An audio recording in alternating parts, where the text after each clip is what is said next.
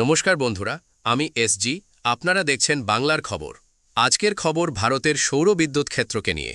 কেন্দ্র সরকার এবার এমন এক বড় পরিকল্পনা নিয়েছে যার ফলে জমির পাশাপাশি দেশের জলাধার, রিজার্ভার এবং শিল্পাঞ্চলের জলাশয়ও তৈরি হতে পারে বিশাল পরিমাণ সৌরবিদ্যুৎ।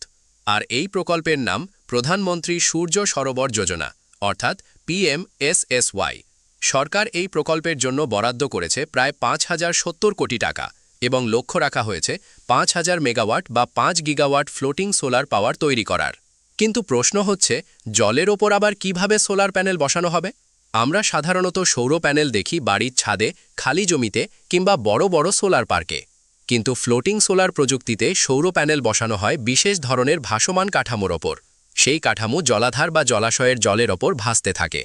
অর্থাৎ যেখানে বিশাল জমি ব্যবহার করার প্রয়োজন নেই, সেখানেই জলাশয়ের একটি অংশ কাজে লাগিয়ে সৌর বিদ্যুৎ তৈরি করা যায়। সরকারের নতুন পরিকল্পনায় দেশের বিভিন্ন জলাধার এবং উপযুক্ত জলাশয়কে এই কাজে ব্যবহার করার লক্ষ্য নেওয়া হয়েছে। কেন্দ্রীয় মন্ত্রিসভা ৩১ জুলাই ২০২৬-এ প্রধানমন্ত্রী সূর্য সরোবর যোজনা অনুমোদন করেছে। এই প্রকল্পের মোট আর্থিক বরাদ্দ ৫,০৭০ কোটি টাকা। প্রকল্পের অধীনে প্রায় ৫,০০০ মেগাওয়াট ফ্লোটিং সোলার ক্ষমতা তৈরি করার লক্ষ্য রাখা হয়েছে। শুধু সৌর প্যানেল বসানো নয়, এর সঙ্গে থাকবে এনার্জি স্টোরেজ সিস্টেম। এই স্টোরেজ ব্যবস্থার ন্যূনতম সময়সীমা হবে ২ ঘন্টা। মোট স্টোরেজ ক্ষমতা দাঁড়াবে প্রায় ১০,০০০ মেগাওয়াট আওয়ার বা ১০ গিগাওয়াট আওয়ার। এর ফলে সূর্যের আলো থাকা সময়ে উৎপাদিত বিদ্যুৎ পরে প্রয়োজনের সময় ব্যবহার করার সুযোগ বাড়বে। এখানেই রয়েছে এই প্রকল্পের সবচেয়ে বড় সুবিধা। ভারতে বড় সোলার প্রকল্প তৈরির ক্ষেত্রে একটি গুরুত্বপূর্ণ বিষয় হল জমির প্রাপ্যতা।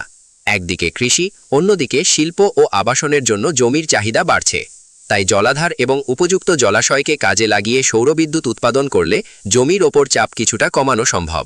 সরকারের হিসাব অনুযায়ী ভারতের উপযুক্ত জলাশয় ও রিজার্ভার মিলিয়ে প্রায় ১০২.১৮ গিগাওয়াট ফ্লোটিং সোলারের সম্ভাবনা রয়েছে। অর্থাৎ ৫ গিগাওয়াটের এই নতুন পরিকল্পনার সম্ভাব্য মোট ক্ষমতার তুলনায় এখনও একটি অংশ মাত্র। ভারতে গত কয়েক বছরে সৌরবিদ্যুতের ক্ষমতা দ্রুত বেড়েছে।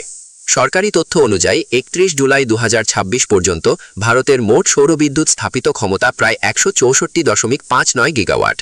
এর মধ্যে ground mounted solar, rooftop solar, hybrid প্রকল্প এবং অফগ্রিড সোলার রয়েছে। এবার সেই সৌরবিদ্যুতের সম্প্রসারণকে আরও এক ধাপ এগিয়ে নিয়ে যেতে চাইছে সরকার, জমি থেকে জলাশয়ের দিকে। এই প্রকল্পের আরেকটি গুরুত্বপূর্ণ দিক হল কর্মসংস্থান।